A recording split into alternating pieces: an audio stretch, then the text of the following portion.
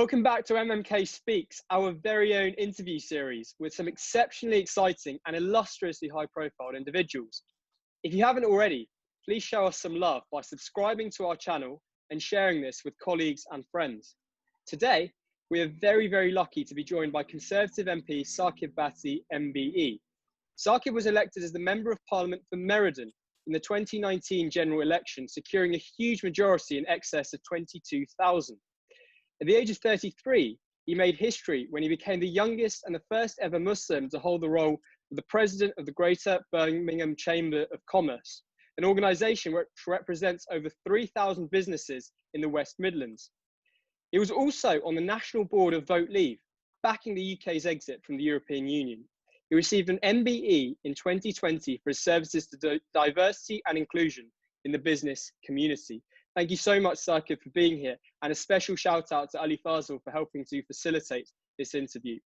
Just before we get started, I heard that you had the pleasure, or not pleasure really, of jumping off a plane. Do you want to tell us a little bit more about that experience? Yeah, absolutely. So I was president of the Greater Birmingham Chambers of Commerce, as you've mentioned. And every year a president picks a charity that they want to support. And I found it really, really hard because there were so many important causes and so many good organisations doing stuff. And it just so happened that two of our board members within a week got diagnosed with prostate cancer, and completely different trajectories in diagnosis and the way they were being treated. And it's one of those things that I'd known about, but it's something, you know, mainly it affects those people, males over 45, but it's one of the most prevalent cancers that's affecting males at the moment. You know, one person dies from it every 45 minutes. And the more I spoke to people, the more I realised how prevalent it was and how many people have just been touched by this in some sort of way. So I decided to support Prostate Cancer UK. And I'd always thought, well, you know, you've got this role. I was the youngest ever. You know, I had massive amounts of energy and I wanted to do something impactful. And I came up with this kind of crazy idea. I said, well, why don't I jump out of a plane and take some people with me as well when they do it, obviously with parachutes. And that's what we did. And we raised about £27,000, which was a great honour to do. It was a great experience. I landed on my feet. It was good. Obviously, I had an expert I was tied to. I didn't do a solo jump. It's pretty scary the first 10 seconds, let's put it that way. But it is very, very exhilarating. Right, a tremendous activity for a tremendous cause, I guess. So well done for doing that. Thank you. It was, yeah. So on to our first question then. How important is it to have a diversity of voice within the House of Commons? Well, I think the question actually goes to diversity in organisations generally. I think it's always been really, really important, and there's a number of facets to this. I mean, I, as a chamber president, was very, very keen to make sure that we had an organisation that was meritocratic, and those were the values that we exported. And I guess in a way it's because I'm a conservative. I've always believed in meritocracy, and that really was this idea that irrespective of your background, your age, your race, your religion, you are able to, or your gender, or your sexual orientation, or any other kind of those protected categories, or you are able to have the same opportunities in life that everyone else does. And so it was really, really important that organisations start to think about this. And obviously, I always say it's a spectrum that you see, and no one organisation has it completely right. No one organisation has it completely wrong. It's always, all organisations are a different aspect of the spectrum. So while I was chamber president, I launched something called, I used to be president of the Asian chamber before the main chamber, and I launched something called the Diversity Pledge. And we work with businesses to basically talk about their getting people in junior management positions, which were quite diverse, to senior management positions, which was much less diverse across the West Midlands, and it probably is borne out throughout the country.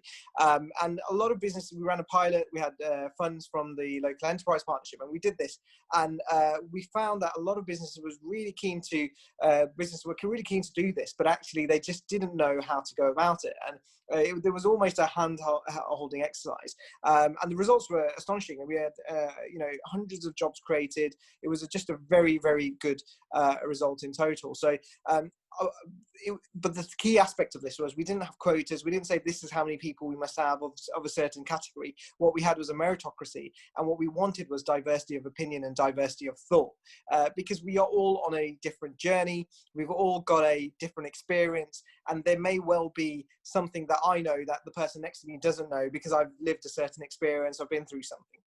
And obviously in business is incredibly important in an increasingly globalized world. So when you look at the House of Commons now, I mean, I think it's made vast progress along that spectrum. You know, it's got some of the highest female members of parliament that we've ever had. I think is over 240. I think it's about 245. You've got BAME MPs of 1 in 10. It used to be 1 in 40, I think, over 10 years ago. You've got the highest representation of LGBT members of parliament. And actually, what's really telling is when you go listen to the chamber, and I'd really recommend, if you look at the new intake in December, their maiden speeches, it really demonstrated the diversity of thought that you've got in there, and everyone's different experiences, and how that really, certainly from a Conservative Party, why we are in a very unique position, because we've just got a much more broader spectrum of people from across the country. That's absolutely great to hear. And I guess with yourself being an ardent Brexiteer and meritocracy being so closely linked to diversity in a diverse workplace, do you think a post-Brexit Britain will help Britain become more meritocratic? Well, absolutely. Look, the key thing about this whole journey is, and it's a really important question, by the way, is that, you know, I'm going to use those words, take back control, but we had, you know, the idea is we are in charge of our own destiny. We can decide for ourselves how we want our nation to be. And of course, people say, well, we've always had that. And we do, but we were also part of a much more broader organisation, which meant that our rules, our regulations also were impacted by what was going on in Brussels and what was being decided over there. Frankly, we now, what was really, you know, has been absolutely phenomenal, has been this majority that we've got as a Conservative Party, because actually we can drive some real change. And Theresa May led on something called the Race Disparity Unit, which was just a phenomenal piece of work, which just lots and lots of data. I really recommend you have a look at it, on where disparities happen amongst different racial groups, but also, and just to highlight the issue really, and that's obviously the starting point.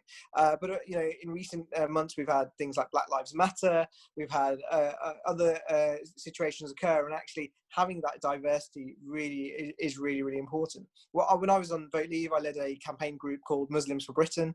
We estimate we had about 800,000 British Muslims vote to leave, because you know, sovereignty was important, like it was to my father and to me. Free trade was important, like it was to me and my father.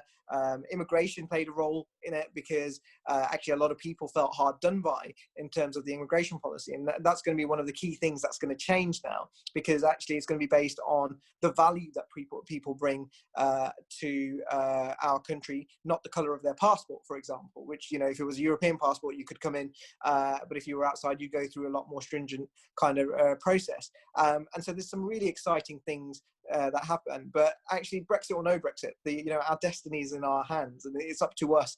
I'm going to include myself in the young generation, but younger generations to come up and, you know, lead the way and show actually what can happen and what is possible.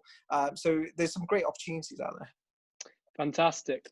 Now, politics is all about making a tangible difference in people's lives, and a lot of the issues you deal with can get quite emotional. So how do you communicate your emotional in a rational way so that the point actually gets across? Look, it's not always easy. I mean, politics by its very nature is an emotional business. But I guess you're elected to have the capacity to judge that in a way that you know, you can show your emotion, or you can be calmer, and you do that. And of course, when you're in the chamber, you're always in the limelight, and your constituents look to you, so they need to know how strongly you feel about topics, and sometimes you have to make a judgment, because it's not always appropriate to do that. The experience obviously plays a massive role, but everyone's different. I've seen some members of parliament who are very, very punchy all the time in the chamber. I like to be a bit calmer, but there have been times when I've got very, very serious and very emotional, and you just have to judge it by the situation. And of course, common sense plays a big role in that. Brilliant. And the final question is, would you mind telling us a little bit about your public speaking journey, your oratory journey, what barriers you might have had to overcome as a child? I mean, I've been very lucky in my life that I've always had opportunities, or at least I've always taken opportunities to speak. And anyone who wants to do public speaking, I would absolutely encourage them to make sure that they are putting themselves. It's not always putting themselves out of the comfort zone and standing somewhere and giving speeches. I did it at primary school, I did it at junior school, I did it at senior school as well. And I gave speeches. Obviously, when I was chamber president, I was speaking to 1,400 people on our big annual dinners. I was almost giving speeches at least 2 a week at some points, etc. I will say this though, no matter how prepared you are, when you are in the House of Commons, it is a completely different experience. It can be very daunting at times. It can be very nerve-wracking, and because you've got TV on you, you don't want to look silly in front of your colleagues, but also some real heavy hitters, and not least the Prime Minister. And so practice is the way forward, and just be in a situation where you know your topic all the time. But even for someone who's had a lot of experience doing public speaking, it'd be remiss of me to say that I'm not going out there and not feeling the butterflies in my stomach. So the best advice I can give is practice is the way forward. Excellent. I'm going to throw in one last question, if that's all right. And that is, within the chambers, within the House of Commons, the chamber, who do you think is the best public speaker? Now, you can say someone from the other side of the house. We won't judge you on that, but just want to know, who do you think is the best speaker? Well, if I was worrying about who to impress, who not to, I'd always say, of course, the Prime Minister. But actually, do you know what? There's so many good speakers in there, and so many people I respect. I mean, the Prime Minister's obviously a very, very good speaker. I heard Michael Gove speak earlier this week. He was really, really good as well. Really, just very eloquent in the way he speaks as well. But I've got some fantastic people who come in my intake in 2019, December 2019, and they did some phenomenal maiden speeches. And what I find is actually, if you are authentic in the way you speak, if you are genuine and you are talking from the heart, those are the best speeches. And there have been some really, really good speeches that I've heard about people who've had who've spoken about their personal journeys, whether it's been about domestic abuse or mental health, or just one maiden speech I remember was about a conversation a colleague had with someone who was in hospital, and it was just so eloquently put, and you just I always remember those because those words just stay with you forever. Fantastic. Thank you so much for agreeing to be on here and giving some fantastic answers. It's been incredible. For more information on MMK Public Speaking, please visit mmkareem.com. And until next time, stay safe and have fun.